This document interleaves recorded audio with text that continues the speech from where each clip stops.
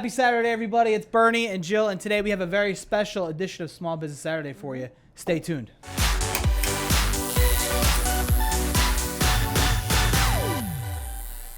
Jill, today we're going to be telling everybody about some of the things that we covered over the course of the year that were fucking awesome that they need to be reminded of right now as they're going into 2023, right? Yes, all of our helpful tips we compiled into one video. So if you didn't watch a single one of our Small Business Saturdays, here they all are. Stay tuned for the greatest hits compilation from this year. And Jill, what's the first one? The first one is traditional marketing versus digital marketing. Interesting. Check it out. Jill, a lot of times people come to us and they want to talk about traditional versus digital, and they make it seem like it's a fight. You know what I mean? And it's not, is it? No, we're never pitted against traditional, although a lot of people like to think that. I know. What we actually recommend is doing both. Yeah, do both of them because they can both play off each other, right? John Wanamaker said half of all advertising works. It just depends on knowing which half works and which half doesn't. All right, Jill, that was really helpful. What's next? Next is in-house marketing team versus hiring an agency to be your marketing team. Check it out. A lot of times when people come to us, they have somebody in-house that does their marketing, but they're mostly like focused on like the traditional side and reporting and kind of getting numbers over, and they rely on someone like us for more of the digital SEO, PPC, that kind of thing. Yeah. Another thing you have to think about is when you do have in-house marketing, there's not one person who can do it all. Like, I don't know anybody who can do SEO and Google ads and social media ads and email marketing and write content and have all the tracking set up correctly and do backlinks and do it all and do it well. Even full-time. Exactly. If that was your full-time gig, there's no shot you're managing all that. All right, Jill, the next one is the most important one. Yeah. All right? So it's going to be 3, 2, 1. Tracking! So when you're thinking about tracking, one of the things that we usually tell people to do is to track revenue-generating activities, right? Exactly. Yep. You want to be tracking your live chats. You want to be tracking form fills, click-to-calls. Phone. Yeah, we got the phone calls, form fills, live chats, schedule now, right? Yes. If you're in the home services industry, the focus needs to be the tracking so you know what works and what does not, right? Tracking, obviously huge, but Jill, what is one of the most important things about digital marketing that people either don't do or do incorrectly? It's SEO. Check it out. What's the first thing you do with SEO? You gotta have a strategy in mind. Yeah, you gotta have a strategy. It's gonna include keywords. So you're gonna go out and you're gonna do your keyword research on the market. You're gonna bring back the recommendations and you're gonna say, these are the words that I want to use that are gonna give me the most opportunity, right? Yeah, and what you're gonna do ahead of time is you're gonna also have a competitor analysis done. Yeah. You need to know what your competitors are doing, people that you're competing against, what are they ranking for, what do their content strategies look like. Bernie, the next thing that we talk about is something that a lot of companies don't even do. Yeah, it's crushing your competition by taking a look at what they're doing. Stay tuned for some competitor analysis. Woo! Take a look at the competition. Who is now outranking you and what are they doing, right? You look at your competitors' websites and think to yourself, is this website better than mine? Yep. If it is, try to make yours a little bit better because that's other people's options. Exactly. Competitor analysis. Check. Bernie, what's the next one on the list? It's obviously the website, right? You're looking at everybody else's. Now take a look at your own. Yep, exactly. Website and conversion rates coming up. Sending all this traffic, spending all this money, don't send it to your ugly, broken website. Yeah, you don't want to have an ugly, broken website. The website's got to work. If you go and buy a car and then you get in the car and it doesn't run, but it looked great on the outside, you're going to be like, what is It's a piece of garbage. It's a piece of garbage, just like your website might be. I think one of the biggest questions that we usually get is once they've laid the foundation for SEO, Google advertising, social media advertising, email marketing. Like, we've got everything set in place. It's running well. You're getting leads. You're getting conversions. A lot of people come back to us and say, what's next? What else can I do? What more can I do? And I get so many questions when it comes to Facebook advertising, Google advertising, where they say, okay, if I spend this much, how much of it's going to convert? Yeah. And I'm like, well, depends on your website. Yeah. Jill, Yes. Who's our favorite employee at One SEO? Oh my God, our favorite is Tito. Tito is our favorite. What does Tito do? Tito does video. Holy shit. Everybody stay tuned for some stuff about videos. Well, I think the most important thing is you need video because you want to show the real people doing like the real thing. You know, a lot of people like use stock footage. Yeah. And they just buy it and they put it on their website and it's just people are so savvy today, they know it's stock footage. Yeah. What you want is the real owner talking on camera. You want to see real technicians Yeah. really doing work. So you want to use video versus images, right? Yes. Not to say that static images are totally dead, but when you are scrolling on Facebook, Instagram, just Twitter, whatever, you're more likely to stop for a video because one, it autoplays, right? And 2, it's more interesting. It tells, I know that whole, like, you know, a picture's worth 1,000 words. Well, if a picture's worth 1,000 words, a video's worth like 20,000 words, right? It's so important to have good branding.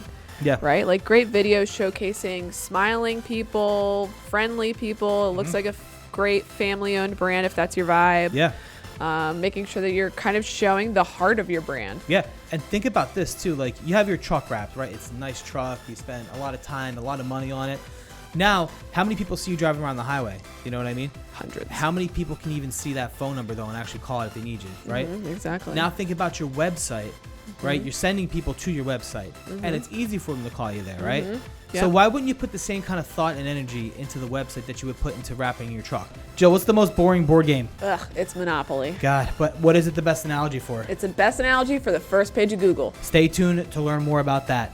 We're starting on Google. So Yeah. make sure you're there. You're either there or you're not. Another thing that I think people don't realize is that you have to think of the first page of Google like a Monopoly board, right? Like the more real estate you take up on a Yeah. Monopoly board, the higher the chances are that somebody's going to land on your property and have to pay you rent, right? And the first page of Google works the exact same way. The more positions that you take up on the first page, the higher the chances are that you're going to be chosen over your competitors. All right, Bernie, we're done playing games. Done.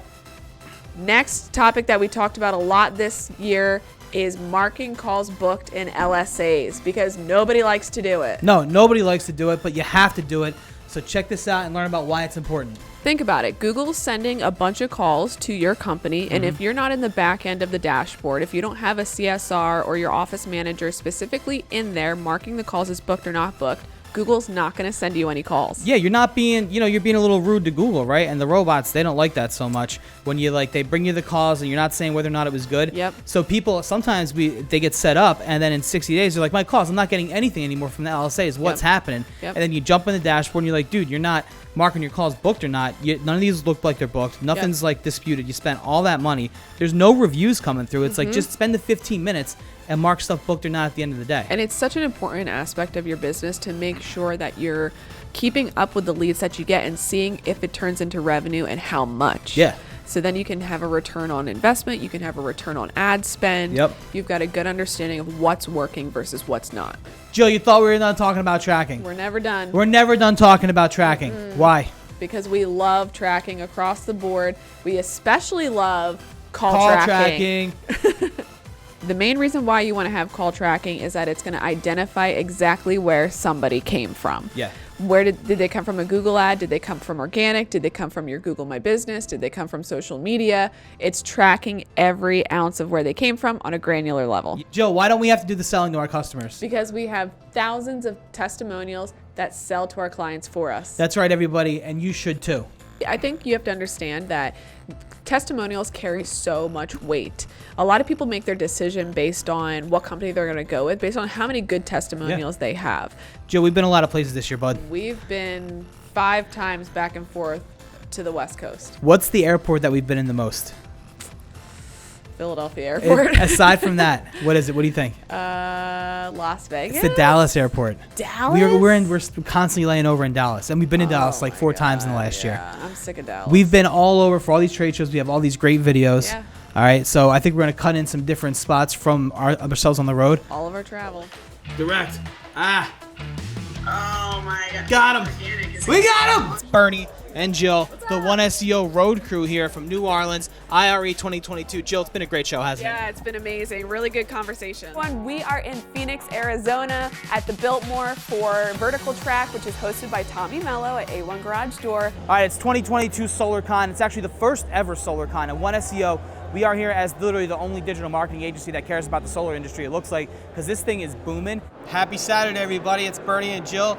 This time we're coming to you from the road. All right, we're here at 2022, the International Roofing Expo in New Orleans, the Big Easy, but we're not taking it easy. We're out here working. Let's list some of our favorite things about traveling. Yep. All right, let's go number one. What was your favorite food city we were at this year? I would say my favorite place to eat this year actually might have been Tampa. Tampa, huh? That's because that place we went to that first night, that was a great restaurant. Jackson's or Jackson's, something like, yes. yeah. It was so good. Yeah, I'm gonna go with New Orleans. Ooh, Yeah, even though I got a that little, was really good too. little food poisoning, but the cuisine down there is fantastic. Yeah. So what was your favorite airport? My favorite airport is McCarran in Vegas. It's easy to get around. You can have fun. Yes. Tito was losing his mind. Oh my God, I It know was he great. was. I think my favorite airport was Palm Springs. Palm Springs. Oh, when we were in, for It was Roundtable. all outdoors. It was great. Yeah. Yes, that was the And it was all best. 50s themed, remember? Yes. That was a nice trip. We slept a lot. Yes, we did. We did a lot of hard work. Yes. Well, we've talked about a lot of great stuff. We've been a lot of different places. Yeah. And we're really happy everybody got to experience that with us. Yeah, and I'm ready for a whole nother year of Small Business Saturday. Another year of Small Business Saturday, another year on the road, another year of great tips about your digital marketing. So, Yep. guys, we will see you in 2023. Bye.